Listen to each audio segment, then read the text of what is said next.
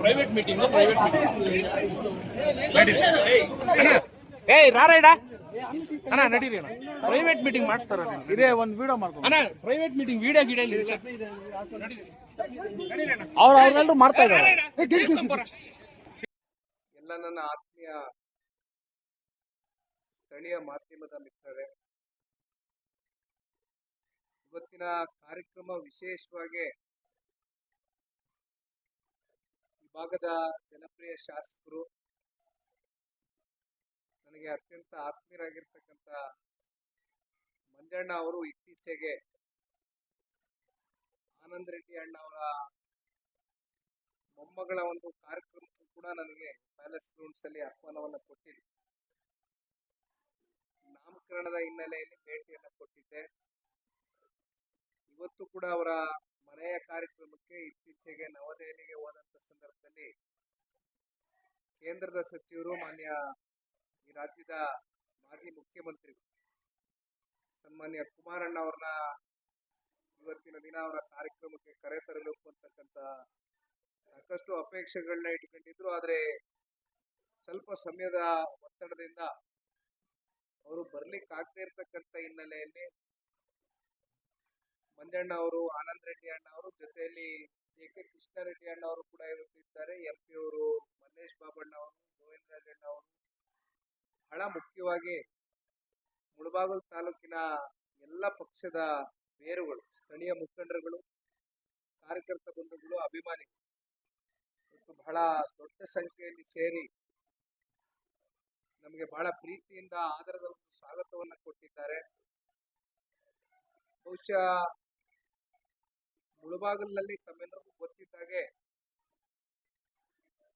ನಮ್ಮ ಪಕ್ಷದ ಶಾಸಕರು ಮಂಜಣ್ಣ ಅವರು ಇವತ್ತು ಆಡಳಿತ ಪಕ್ಷದಲ್ಲಿ ಇಲ್ಲದೆ ಹೋದ್ರು ಕೂಡ ಅವರ ಕಾರ್ಯವೈಖರಿ ಜೊತೆಯಲ್ಲಿ ಜನ ಅವ್ರ ಮೇಲೆ ಏನೋ ಒಂದು ವಿಶ್ವಾಸವನ್ನ ಇಟ್ಟು ಮತ ಕೊಟ್ಟಿದ್ದಾರೆ.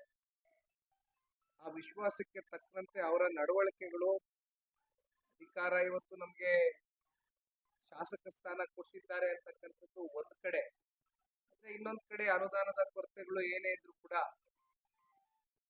ಅವೆಲ್ಲವನ್ನ ಇವತ್ತು ಸರಿದೂಗಿಸ್ಕೊಂಡು ಪ್ರತಿನಿತ್ಯ ಕ್ಷೇತ್ರದ ಜನತೆಯ ಒಂದು ಒಡನಾಟದಲ್ಲಿದ್ದು ಕ್ಷೇತ್ರದ ಸರ್ವತೋಮುಖ ಅಭಿವೃದ್ಧಿಗೆ ಪ್ರಾಮಾಣಿಕವಾಗಿ ಕೆಲಸವನ್ನ ಮಾಡ್ತಾ ಇದ್ದಾರೆ.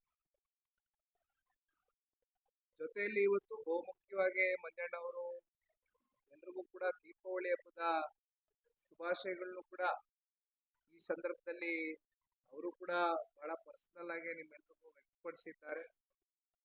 ದೀಪಾವಳಿ ಹಬ್ಬ ಅಂದ್ರೆ ಪ್ರತಿಯೊಬ್ಬರ ಜೀವನದಲ್ಲೂ ಕೂಡ ಒಂದು ಬೆಳಕನ್ನ ಮೂಡಿಸುವ ಹಬ್ಬ ಅಂತಕ್ಕಂಥದ್ದು ನಾವೆಲ್ಲರೂ ಕೂಡ ನಂಬಿಕೆಯನ್ನ ಇಟ್ಕೊಂಡಿದ್ದೇವೆ. ಈ ವರ್ಷ ವಿಶೇಷವಾಗಿ ರೈತರಿಗೆ, ಅದರಲ್ಲೂ ಒಳ್ಳೆಯ ಮಳೆ ಬೆಳೆ ಎಲ್ಲವೂ ಕೂಡ ಆಗಿ, ಜೊತೆಯಲ್ಲಿ ಹೆಣ್ಣು ಮಕ್ಕಳು, ಯುವಕರು, ಎಲ್ಲ ಸಮುದಾಯ, ಜಾತಿ, ವರ್ಗ, ಧರ್ಮದವ್ರಿಗೂ ಕೂಡ ಇವತ್ತು ಏನು ನಾವು ಇಲ್ಲಿ ಗಣೇಶನ ಸನ್ನಿಧಿ, ಕುರುಡುಮಲೆ ಗಣೇಶನ ಸನ್ನಿಧಿ ಬಹಳ ಒಂದು ನಂಬಿಕೆಯ ಒಂದು ಸ್ಥಳ.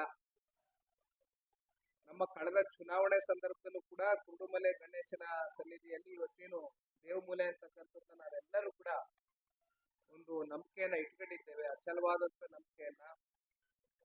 ಹಾಗಾಗಿ ಆ ಗಣೇಶನ ಒಂದು ಆಶೀರ್ವಾದ ಸದಾಕಾಲ ತಾಲೂಕಿನ ಜನತೆ ಮೇಲೆ ಮತ್ತೆ ರಾಜ್ಯದ ಜನತೆ ಮೇಲೆ ಇರಬೇಕು ಅಂತಕ್ಕಂಥದ್ದು ಈ ಸಂದರ್ಭದಲ್ಲಿ ನಿಮ್ಮೆಲ್ಲರನ್ನ ಕೋರ್ಕೊಳ್ತಾ ಮತ್ತೊಮ್ಮೆ ದೀಪಾವಳಿ ಹಬ್ಬದ ಆರ್ಥಿಕ ಶುಭಾಶಯಗಳನ್ನ ನಮ್ಮ ಪಕ್ಷದ ಮುಖಂಡರಿಗೆ, ಕಾರ್ಯಕರ್ತರಿಗೆ, ಈ ಭಾಗದಲ್ಲಿ ಇರ್ತಕ್ಕಂಥ ಎಲ್ಲ ಜನರಿಗೂ ಕೂಡ ಕೇಳ್ಕೊಳ್ಳಿಕ್ಕೆ ಇಷ್ಟಪಡ್ತೇನೆ. 10ನೇ ತಾರೀಕು ಈಗಾಗಲೇ ಮಂಜಣ್ಣ ಅವರು ಮತ್ತೆ ಈ ಭಾಗದ ಎಲ್ಲ ಸ್ಥಳೀಯ ಮುಖಂಡರುಗಳ ಜೊತೆ ಕೂತು ಚರ್ಚೆ ಮಾಡಿ ದಿನಾಂಕ ಅಧಿಕೃತವಾಗಿ ಇವತ್ತು ಬಹುಶಃ ತಿಳಿಸ್ತಾ ಇದ್ದಾರೆ ಅಂತಕ್ಕಂಥದ್ದು ನಾನು ಭಾವಿಸಿದ್ದೇನೆ. ಬಹಳ ದಿನಗಳಿಂದ ನಡಿಬೇಕಾಗಿತ್ತು, ಮಳೆಗಾಲ ಇತ್ತು. ಆ ಸಂದರ್ಭದಲ್ಲಿ ಮತ್ತೆ ಜೊತೆಯಲ್ಲಿ ಕುಮಾರಣ್ಣ ಅವರು ಬರಬೇಕು, ಬಹಳ ಅಪಾರ ಸಂಖ್ಯೆಯಲ್ಲಿ ಇವತ್ತು ಜನಸಾಗರ ಅವ್ರನ್ನ ಕಾಣ್ಲಿಕ್ಕಿದೆ. ನಾನು ಬಹಳ ದೊಡ್ಡ ಮಟ್ಟದಲ್ಲಿ ಕಾರ್ಯಕ್ರಮವನ್ನ ಮಾಡಬೇಕು ಅಂತಕ್ಕಂಥದ್ದು ಇಲ್ಲಿವರೆಗೂ ಕೂಡ ಒಂದ್ ಸ್ವಲ್ಪ ಮಾಡ್ಲಿಕ್ಕೆ ತಡ ಆದ್ರೂ ಕೂಡ ಮಂಜಣ್ಣನ ಭಾವನೆ ಆಗೋದಿದ್ದು.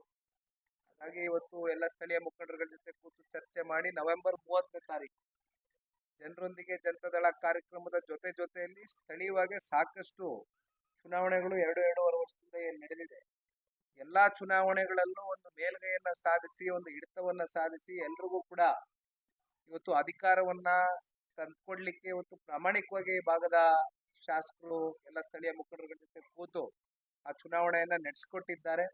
ಅವ್ರಿಗೂ ಕೂಡ ಬಹುಶಃ ಅವತ್ತಿನ ದಿನ ಒಂದು ಅಭಿನಂದನಾ ಕಾರ್ಯಕ್ರಮವನ್ನು ಮಾಡಬೇಕು ಅಂತಕ್ಕಂಥದ್ದು, ಅದು ಕುಮಾರಣ್ಣನ ಕೈಲೇ ಮಾಡಿಸ್ಬೇಕು ಅಂತಕ್ಕಂಥದ್ದು ಅವರ ಮನಸ್ಸಿನಲ್ಲಿ ಏನೋ ಒಂದು ಇಚ್ಛೆ ಇಟ್ಕೊಂಡಿದ್ರು.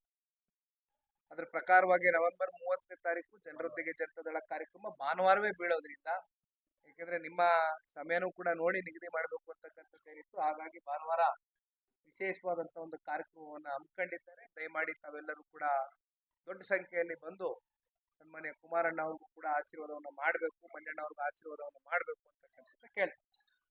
2018ರಲ್ಲಿ ಒಂದ್ ಕಡೆ ಮಂಜಣ್ಣ ಅವ್ರ ಮೇಲೆ ಇರ್ತಕ್ಕಂಥ ಪ್ರೀತಿ, ಮತ್ತೊಂದ್ ಕಡೆ ಸನ್ಮಾನ್ಯ ಕುಮಾರಣ್ಣ ಅವ್ರ ಮೇಲೆ ಇರ್ತಕ್ಕಂಥ ಅಭಿಮಾನ, ಗೌರವ, ಇವೆಲ್ಲವನ್ನ ಅವರ ಮನಸ್ಸಿನಲ್ಲಿ ಏನ್ ಇಟ್ಕೊಂಡಿದ್ರು, ಮಂಜಣ್ಣ ಅವ್ರ ಜೊತೆ ಇವತ್ತು ಬಹಳ ಈ ಭಾಗದಲ್ಲಿ ಒಂದು ದೊಡ್ಡ ಶಕ್ತಿಯಾಗಿ ಆನಂದ್ ರೆಡ್ಡಿ ಸಾಹೇಬ್ರು ನಮ್ಮ ಪಕ್ಷಕ್ಕೆ ಕೆಲಸವನ್ನ ಮಾಡ್ತಾ ಇದ್ದಾರೆ. ಹಾಗಾಗಿ ಇಲ್ಲಿ ಯಾರು ಕೂಡ ನಮ್ಮ ಪಕ್ಷದಲ್ಲಿ ನಾವು ಇಡೀ ರಾಜ್ಯ ವ್ಯಾಪ್ತಿ ಟೂರ್ ಮಾಡಿದಾಗ್ಲೂ ಕೂಡ ನಾನು ಒಂದು ಗಮನಿಸಿದ್ದು, ನಮ್ಮ ಪಕ್ಷದಲ್ಲಿ ಬಹಳ ಜನ, ಅದರಲ್ಲೂ ನಾನು ವಿಶೇಷವಾಗಿ ಮುಳುಬಾಗ್ಲೇ ಹೇಳ್ತಕ್ಕಂಥದ್ದಾದ್ರೆ, ಇದು ಒಂದ್ ರೀತಿ ಜನತಾದಳ ಪಕ್ಷದ ಭದ್ರಕೋಟೆ ಇದ್ದಂಗೆ. ಯಾರು ಕೂಡ ಹೆಚ್ಚು ಅಪೇಕ್ಷೆಗಳು ಇಟ್ಕೊಳ್ಳದಿರಾ ಪಕ್ಷದ ಪರವಾಗಿ ನಿರಂತರವಾಗಿ ದುಡಿತಾ ಕೆಲಸವನ್ನ ಮಾಡ್ಕೊಂಡ್ ಬಂದಿದ್ದಾರೆ. ಆನಂದ್ ರೆಡ್ಡಿ ಅವರು ಕೂಡ ನಮ್ಮ ಜೊತೆಲಿ ಇರ್ತಕ್ಕಂಥದ್ದು ಇವತ್ತು ದೊಡ್ಡ ಶಕ್ತಿಲಿ ನಮ್ಮ ಅಧ್ಯಕ್ಷರು ಕೂಡ ಕುಂತಿದ್ದಾರೆ. ಹಾಗಾಗಿ ಎಲ್ಲ ಮುಖಂಡರುಗಳು ಒಂದು ದೊಡ್ಡ ಶಕ್ತಿಯಾಗಿ ಮುಂದಿನ ದಿನಗಳಲ್ಲಿ ಪಕ್ಷ ಜನ ಒಂದು ದಿನ ಅಧಿಕಾರ ಕೊಟ್ಟಂತ ಸಂದರ್ಭದಲ್ಲಿ ಅವತ್ತು ಯಾರ್ಯಾರಿಗೆ ಯಾವ ಸ್ಥಾನಮಾನದಲ್ಲಿ ಕೂರಿಸ್ಬೇಕು ಅಂತಕ್ಕಂಥದ್ದು ಪಕ್ಷದ ವರಿಷ್ಠರು ಇದ್ದಾರೆ, ಇಲ್ಲಿ ಮಂಜಣ್ಣ ಅವರು ಇದ್ದಾರೆ, ಜೊತೆಲಿ ಜಿಲ್ಲೆ ನಾಯಕರುಗಳು ಇದ್ದಾರೆ. ಎಲ್ಲರೂ ಕೂತು ತೀರ್ಮಾನವನ್ನು ಮಾಡ್ತೇವೆ. ಯಾರಿಗೂ ಕೂಡ ಸಂಬಳಗಳಿಲ್ಲ. ಆಮೇಲೆ ಒಂದ್ ಕಡೆ ಅದೆಂತದೋ ಈ ಜಾತಿ ಗಣತಿ ಅಂತಾರೆ, ಅದು ಎಷ್ಟು ನೀವು ಗುತ್ತಿಗೆದಾರರ ಪರಿಸ್ಥಿತಿ ನೀವು ಕೇಳಬೇಡಿ. ನೀವು ಸರ್ಕಾರ ಬಂದಾಗಿಂದ ಅದೆಂತದೋ 40%, 50% ಸರ್ಕಾರ ಅಂತ ಹಿಂದಿನ ಸರ್ಕಾರದ ಮೇಲೆ ಆಪಾದನೆ ಮಾಡುದು. ಇನ್ನ ಗುತ್ತಿಗೆದಾರರಿಗೆ ಇಲ್ಲಿವರೆಗೂ ಕೂಡ 33,000 ಗುತ್ತಿಗೆದಾರರಿದ್ದಾರೆ ಈ ರಾಜ್ಯದಲ್ಲಿ. ಹತ್ತತ್ರ 1.5 ಲಕ್ಷ ಕೋಟಿಯಷ್ಟು ಗುತ್ತಿಗೆದಾರರಿಗೆ ಹಣ ಬಿಡುಗಡೆ ಮಾಡಿಲ್ಲ.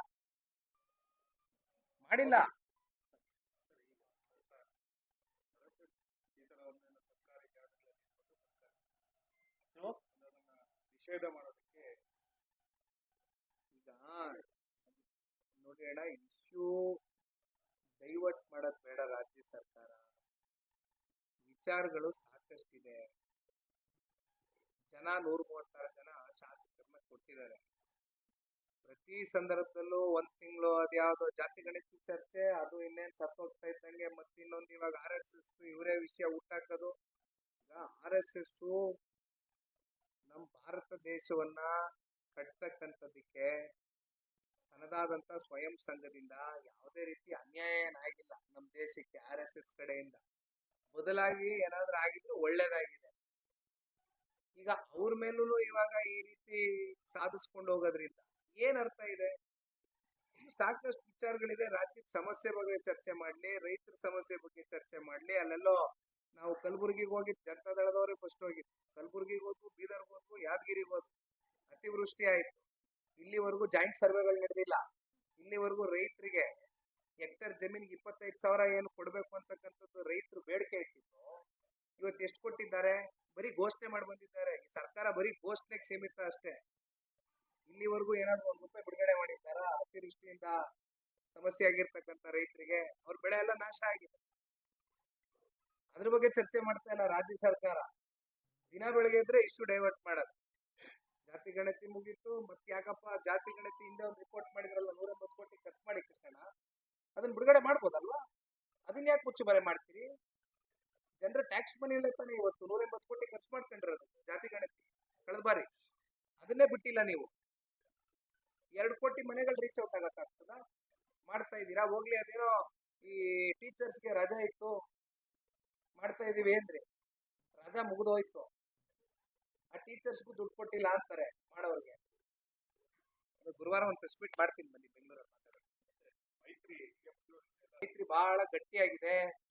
ಸನ್ಮಾನ್ಯ ದೇವೇಗೌಡರು ಸಾಹೇಬರು ಗಟ್ಟಿ ನಿಲುವಿಂದ ರಾಜ್ಯದ ಸಮಗ್ರ ಅಭಿವೃದ್ಧಿಯ ದೃಷ್ಟಿಯಿಂದ ಎರಡೂ ಪಕ್ಷಗಳು ಒಗ್ಗಟ್ಟಾಗೆ ನಮ್ಮ ಕರ್ನಾಟಕ ರಾಜ್ಯವನ್ನ ಮುಂದಿನ ದಿನಗಳಲ್ಲಿ ಕಟ್ಟಬೇಕು ಅಂತಕ್ಕಂಥ ನಿರ್ಧಾರ ಮಾಡಿ ಬಹಳ ಗಟ್ಟಿ ನಿಲುವಿಂದ ಹೊರಟಿದೀವಿ. ಅದು ಭಗವಂತನ ಇಚ್ಛೆ, ಜನರ ಆಶೀರ್ವಾದ ನಮ್ಗೆ ಗೊತ್ತಿಲ್ಲ ಅಣ್ಣ. ಅದ್ ನೋಡೋಣ ಮುಂದಕ್ಕೆ. ಅದು ಈಗಲೇ ಹೇಳಕ್ಕಾಗಲ್ಲ. ನನಗೆ ಅಸ್ಟ್ರಾಲಜಿ ಅಲ್ಲ. ಅವರು ಚಿತ್ರರಂಗದಲ್ಲಿ ಬಹಳ ದೊಡ್ಡ ಮಟ್ಟದಲ್ಲಿ ಸಾಧನೆ ಮಾಡಿರ್ತಕ್ಕಂಥವ್ರು. ಮೊನ್ನೆ ದಿನ ಕೃಷ್ಣಣ್ಣ ಅವರು ವೇದಿಕೆ ಮೇಲಿದ್ರು. ಅವರು ಒಂದು ಬೇಡಿಕೆಯನ್ನ ಇಟ್ಟರು ನಮ್ಮ ಈ ಭಾಗದ ನೀರಾವರಿ ವಿಚಾರವಾಗಿ. ಅವರು ಕೂಡ ಅದ್ರ ಬಗ್ಗೆ ಬಹಳ ಗೌರವಯುತವಾಗಿ ನಮ್ಮ ರಾಜ್ಯಕ್ಕೆ ಆಗ್ತಾ ಇರ್ತಕ್ಕಂಥ ಅನ್ಯಾಯದ ಬಗ್ಗೆ ನಾನು ಕೂಡ ಮಾತನಾಡ್ತೇನೆ, ನಾನು ಕೂಡ ಹೋರಾಟ ಮಾಡ್ತೇನೆ ಅಂತಕ್ಕಂಥ ಆತ್ಮವಿಶ್ವಾಸ ಮೂಡಿಸಿದ್ದಾರೆ.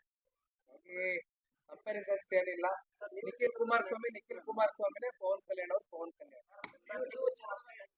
ಈಗ ITBT ಬಗ್ಗೆ ನೀವು ಮಾತನಾಡ್ತಕ್ಕಂಥದ್ದಾದ್ರೆ ಬೆಂಗಳೂರು ನಗರದಲ್ಲಿ ITBT ಸೆಕ್ಟರ್ನ ಬೇರೆ ರಾಜ್ಯಕ್ಕೆ ಹೋಗದೆ ಇರ್ತಕ್ಕಂಥ ನಿಟ್ಟಿನಲ್ಲಿ ನಮ್ಮ ರಾಜ್ಯಕ್ಕೆ ಕರೆ ತಗೊಂಡು ಬರ್ಲಿಕ್ಕೆ ಅವತ್ತಿನ ಅಂದಿನ ಹೋರಾಟಕ್ಕೆ ಮೂಲ ಪುರುಷರು ಸನ್ಮಾನ್ಯ ದೇವೇಗೌಡರು ಸಾಹೇಬರು. ಹೇಗೆ ಅಂತ ಕೇಳಿದ್ರೆ ಬಹುತೇಕ ಬಹಳ ಪ್ರೆಸ್ ಮೀಟ್ಗಳಲ್ಲಿ ಹೇಳಿದ್ದೇನೆ.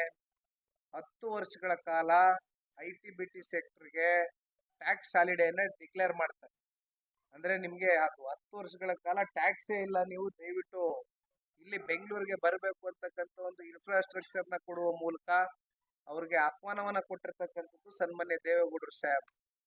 ಆದ್ರೆ ಇತ್ತೀಚೆಗೆ ತಾವು ಹೇಳ್ದಂಗೆ ಹಬ್ ಏನಿದೆ, ಆರ್ಟಿಫಿಷಿಯಲ್ ಇಂಟೆಲಿಜೆನ್ಸ್ ನ ಹಬ್ ಇವತ್ತು ಬೆಂಗಳೂರು ನಗರದಲ್ಲಿ ಇವತ್ತೇನು ಸ್ಥಾಪನೆ ಆಗ್ಬೇಕಾಗಿತ್ತು. ಅದು ಗೂಗಲ್ ಬಹಳ ಒಂದು ದೊಡ್ಡ ಸಂಸ್ಥೆ.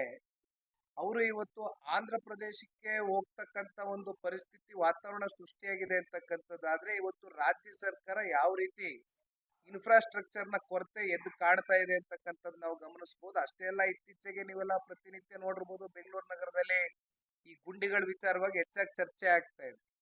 ಈಗ ನೀವು ಔಟರ್ ರಿಂಗ್ ರೋಡ್ ಬಂದ್ರೆ ಅಲ್ಲಿ ನಮ್ಮ ಕೋರಮಂಗಲ ಭಾಗದ ಔಟರ್ ರಿಂಗ್ ರೋಡ್ 850 ಕೋಟಿಯಷ್ಟು ಅಲ್ಲಿ ಇರ್ತಕ್ಕಂಥ IT ಕಂಪ್ನಿಗಳು ಪ್ರತಿ ವರ್ಷ ಟ್ಯಾಕ್ಸ್ ಅನ್ನ ಕಟ್ಟುವ ಮೂಲಕ ರೆವಿನ್ಯೂಗೆ ಕಲೆಕ್ಷನ್ಗೆ ಬಹಳ ದೊಡ್ಡ ಮಟ್ಟದ ಒಂದು ಪಾತ್ರ ನಿರ್ವಹಿಸ್ತಾ ಇದ್ದಾರೆ. ಆದ್ರೆ ಅಲ್ಲಿಯೂ ಕೂಡ ಇತ್ತೀಚಿನ ದಿನಗಳಲ್ಲಿ ಒಂದೂವರೆ ತಿಂಗಳಿಂದೆ ಅಲ್ಲಿ ಆ ಕಂಪ್ನಿಯವರು ಈ ಟ್ರಾಫಿಕ್ ಸಮಸ್ಯೆ ಜೊತೆಯಲ್ಲಿ ಪ್ರತಿನಿತ್ಯ ಅಲ್ಲಿ ಮೆಟ್ರೋ ಕೆಲಸವು ಅರ್ಧಂಬರ್ಧ ಆಗಿದೆ. ಫುಟ್ಪಾತ್ ಯಾವುದು, ರಸ್ತೆ ಯಾವುದು ಗೊತ್ತಾಗ್ತಾ ಇಲ್ಲ ನಮ್ಗೆ. ಪ್ರತಿನಿತ್ಯ ಬರ್ಲಿಕ್ಕೆ 1.5 ಗಂಟೆ, ಹೋಗೋದಕ್ಕೆ 2 ಗಂಟೆ ಮನೆಗೆ. ಹಾಗಾಗಿ ನಾವು ಇಲ್ಲಿಂದ ಜಾಗ ಖಾಲಿ ಮಾಡ್ತೀವಿ ಬೇರೆ ರಾಜ್ಯಕ್ಕೆ ಅಂತ ಒಂದು ಕಂಪ್ನಿಯ CEO ಹೇಳಿದಾಗ ಉಸ್ತುವಾರಿಯ ಬೆಂಗಳೂರು ವಹಿಸ್ಕೊಂಡಿರ್ತಕ್ಕಂಥ ಮಂತ್ರಿಗಳು, ರಾಜ್ಯದ ಉಪಮುಖ್ಯಮಂತ್ರಿಗಳು ನೀವು ಇರೋದಿದ್ರೆ ಇರ್ಬೋದು, ಇಲ್ಲ ಹೋಗೋದಿದ್ರೆ ಹೋಗ್ಬೋದು ಅಂತಕ್ಕಂಥ ಮಾತನ್ನ ಆಡಿರ್ತಕ್ಕಂಥದ್ದು ನಾವು ನೋಡಿದ್ದೇವೆ. ಹೀಗಿದ್ದಾಗ ಯಾವ AI ಕಂಪ್ನಿಗಳು ಬರ್ತವೆ, ಯಾವ ಹಬ್ ಮಾಡ್ತೀರಿ ನೀವು ಬೆಂಗಳೂರು ನಗರವನ್ನ? ಇಷ್ಟೆಲ್ಲ ನಿಮಗೆ ಬೆಂಗಳೂರು ನಗರದಲ್ಲಿ ಇರ್ತಕ್ಕಂಥ ವಾತಾವರಣ, ನಾನು ಹೇಳ್ತಾ ಇರೋದು ನಿಮ್ಗೆ ಬಹುಶಃ ವೆದರ್ ಕಂಡೀಷನ್ ನಮ್ಗೇನ್ ಸಪೋರ್ಟ್ ಮಾಡ್ತದೆ. ಆಮೇಲೆ ಜನ ಬೆಂಗಳೂರು ನಗರದಲ್ಲಿ ಬರಬೇಕು ಅಂತಕ್ಕಂಥ ಅಪೇಕ್ಷೆಯನ್ನು ಇಟ್ಕೊಂಡಿದ್ದಾರೆ. ಬಹಳ ಜನ ಇವತ್ತು ಇಲ್ಲಿ ಬಂದಿದ್ದಾರೆ. ಬೆಂಗಳೂರು ನಗರ ಅಂದ್ರೆ ಒಂದು ರೀತಿ ಸಿಲಿಕಾನ್ ಸಿಟಿ ಅಂತ ನಾವೇನ್ ಕರಿತೀವಿ, ಆದ್ರೆ ಇವತ್ತು ಗುಂಡಿ ನಗರ ಆಗಿ ಪರಿವರ್ತನೆ ಆಗೋಗಿದೆ ಬೆಂಗಳೂರು ನಗರ. ಈಗಲೂ ನೀವು ಹೊಸದಾಗಿ ನೋಡಿರ್ಬೋದು, ಅದೆಂತದ್ದು ರೆಗ್ಯುಲರೈಸೇಷನ್, ಅಕ್ರಮ ಸಕ್ರಮ ಬಿ ಖಾತಾಯಿಂದ ಎ ಖಾತಾಗ್ ಮಾಡೋದಕ್ಕೆ ನಾಳೆ ಒಂದು ಬಿಡುಗಡೆ ಮಾಡ್ತಾ ಇದ್ದೀವಿ. ದೀಪಾವಳಿ ಹಬ್ಬದ ಏನು ಉಡುಗೊರೆ ನಮ್ಮ ರಾಜ್ಯದ ಉಪಮುಖ್ಯಮಂತ್ರಿಗಳು 45,000 ಕೋಟಿ ಕಲೆಕ್ಷನ್ ಮಾಡಬೇಕು ಅಂತ, ಬಿ ಖಾತಾ ಟು ಎ ಖಾತಾ. ಯಾಕೆಂದ್ರೆ ನಿಮ್ಗೆ ಗೊತ್ತಿದೆ SR ರೇಟ್ಗಳು ಏನೇನಿದೆ. ಪಾಪ ಯಾವಾಗ್ಲೋ ಒಂದು 20,000ಕ್ಕೋ 25,000ಕ್ಕೋ 30,000ಕ್ಕೋ 30/40 ಸೈಟನ್ನ ತಗೊಂಡಿರ್ತಕ್ಕಂಥವ್ರು ಇವತ್ತು ಕನಿಷ್ಠ ಪಕ್ಷ 5,000, 10,000, 15,000 SR ರೇಟ್ ಹೋಗಿದೆ. ಇವತ್ತು ಅವ್ರು ಅದನ್ನ ರೆಗ್ಯುಲರೈಸೇಷನ್ ಮಾಡ್ಬೇಕಂದ್ರೆ ಅವ್ರ ಸೈಟ್ ವ್ಯಾಲ್ಯೂನೇ ಅವತ್ತು 25,000, 30,000, 50,000 ಕೊಟ್ಟು ತಗೊಂಡವ್ರು ಇವತ್ತು 5 ಲಕ್ಷ 10 ಲಕ್ಷ ಅವ್ರ ಕೈಲಿ ಕಟ್ಟಿಸ್ಕೊಂಡು ಮತ್ತೆ 45,000 ಕಲೆಕ್ಟ್ ಮಾಡಿ ಮತ್ತದ್ರಲ್ಲಿ ಪಾಪ ಅದೇನೋ 10,000 ಗುಂಡಿಗಳಾಗಿದೆ ಅಂತ ನ್ಯಾಷನಲ್ ಮೀಡಿಯಾನಲ್ಲಿ ನಾವು ರೆಗ್ಯುಲರ್ ಆಗಿ ನೋಡ್ತಾ ಇರ್ತೀವಿ, ಚರ್ಚೆ ಆಗ್ತಾ ಇರ್ತೀವಿ. ಗುಂಡಿ ಮುಚ್ಚಬೇಕಲ್ಲ, ದುಡ್ಡಿಲ್ಲ ಅಥವಾ ಇದೆಯೋ ಇಲ್ವೋ ಗೊತ್ತಿಲ್ಲ, ಅದನ್ನ ಹೇಳಕ್ಕೂ ಸಿದ್ಧ ಇಲ್ಲ ಈಗ ರಾಜ್ಯ ಸರ್ಕಾರ. ಇಲ್ಲ ದುಡ್ಡಿದೆಯೋ ಇಲ್ವೋ ಅಂತಕ್ಕಂಥ ಶ್ವೇತಪತ್ರವನ್ನ ಹೊರಡಿಸಿ ಅಂತಕ್ಕಂಥ ಸವಾಲನ್ನ ಹಲವಾರು ಬಾರಿ ಕುಮಾರಣ್ಣ ಅವ್ರು ಹಾಕುವರೆ. ಬಟ್ ಇಲ್ಲಿವರೆಗೂ ಅದನ್ನ ಹೇಳಕ್ ಸಿದ್ಧ ಇಲ್ಲ. 1000 ಕೋಟಿ ಬಿಡುಗಡೆ ಮಾಡ್ತೀವಿ ಅಂತಾರೆ, ಅದೇನೋ ಡೆಡ್ ಲೈನ್ ಕೊಟ್ಟಿದೀವಿ, ಟೈಮ್ ಫ್ರೇಮ್ ಕೊಟ್ಟಿದೀವಿ, ಟೈಮ್ ಲೈನ್ ಕೊಟ್ಟಿದೀವಿ ಅಂತಾರೆ. ಹಿಂಗೆ ಮಾತಾಡ್ತಾ ಹೋದ್ರೆ ಸಾಕಷ್ಟು ವಿಚಾರಗಳಿದೆಯಣ್ಣ. ಮತ್ತಿನ್ನೇನು ಗ್ಯಾರಂಟಿಗಳು 2000 ರೂಪಾಯಿ 5 ತಿಂಗಳಿಂದ ಬಂದಿಲ್ವಂತೆ. 6 ತಿಂಗಳ ಗಡಿ ಮುಕ್ತಾ, 5 ತಿಂಗಳು 6 ತಿಂಗಳು ಅಂತ ನಾವು ನೋಡ್ತಾ ಇದ್ವಿ. ಅಂಗನವಾಡಿ